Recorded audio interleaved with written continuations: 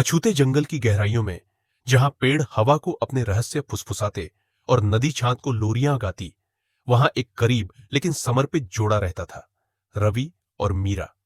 उनका घर एक छोटा सा मिट्टी का झोपड़ा था, जो ऊंचे ऊंचे पेड़ों के बीच बसा हुआ था, जिसकी घास फूस की छत मुश्किल से मानसून की बारिशों का सामना कर पाती। उनके पास न सोना था, न दौलत, लेकिन जो चीज उन्हें धन में नहीं मिली, उसकी भरपाई उन्होंने अपने प्यार और साथ से की। हर सुबह रवि भोर से पहले जाग जाता, मीरा के माथे पर प्यार से चुंबन देता और फिर फल इकट्ठा करने और भोजन के लिए छोटे जानवरों का शिकार करने निकल जाता।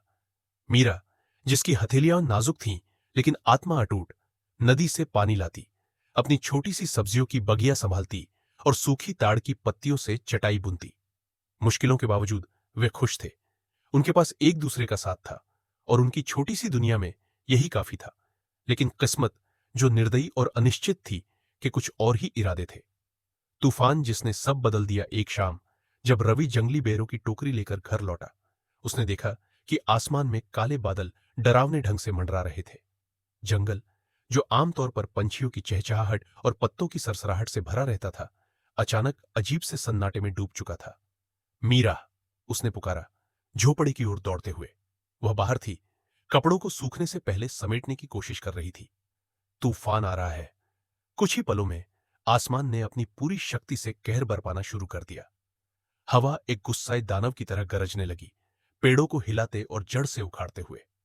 नदी, जो अभी तक शांत और सुकून देने वाली थी, एक भयंकर राक्षस की तरह उफनने लगी। आकाश बिजली की चमक से गूंज उठा, जिसकी रोशनी में उनके डरे हुए चेहरे झलकने लगे। फिर, इससे पहले कि रवि कुछ कर पाता, एक विशाल पेड़ की डाल छटक कर गिर पड़ी और सीधे उनके झोपड़े पर आ गिरी। झोपड़ी की दीवारें पत्तों के महल की तरह बिखर गई। उनका घर, उनका इकलौता सहारा, एक पल में तबाह हो गया। मीरा घबरा कर रवि का हाथ कसकर पकड़ ली। अब हम कहां जाएंगे? उसने कांपती आवाज में पूछा। रवि ने उसे सीने से लगा लिया, उसे तूफान से बचाते हुए। मैं तुम्हें कुछ नहीं होने दूंगा, उसने वादा किया। जंगल में संघर्ष। कई दिनों तक वे जंगल में भटकते रहे, भीगे, ठंड से कांपते और भूखे। उनके पास कुछ भी नहीं बचा था, सिवाय उनके पीठ पर बचे कपड़ों और दिल में जलते उम्मीद के दीपक के। रवि ने गिरे हुए टहनियों से एक छोटा सा अस्थायी आश्रय बनाया और मीरा, अपनी थकान के बावजूद जो कुछ भी खाने लायक मिला, उसे इकट्ठा करती रही। हर रात वे एक दूसरे को कसकर पकड़ते, धीमी आवाज में हौसला बढ़ाते और निराशा को हावी नहीं होने देते। रवि की तलाश और मदद। एक सुबह रवि नींद से उठा और पाया कि मीरा ठंड से कांप रही थी। उसका चेहरा पीला पड़ चुका था।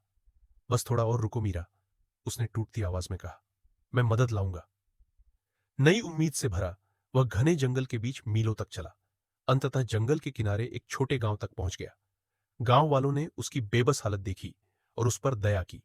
कुछ ही घंटों में वे रवि के साथ जंगल में लौट आए, खाने, कंबल और मीरा के लिए दवा के साथ। धीरे धीरे मीरा ठीक होने लगी।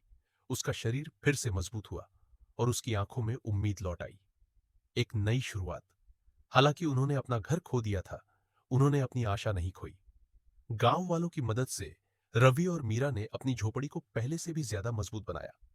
जंगल में जिंदगी अब भी कठिन थी, लेकिन उन्होंने इसका सबसे खतरनाक रूप देख लिया था और फिर भी टिके रहे। जब रवि ने मीरा का हाथ थामा और दोनों ने चमकते तारों को देखा, तब उसने महसूस किया, जब तक हम साथ हैं, हम हर तूफान का सामना कर सकते हैं।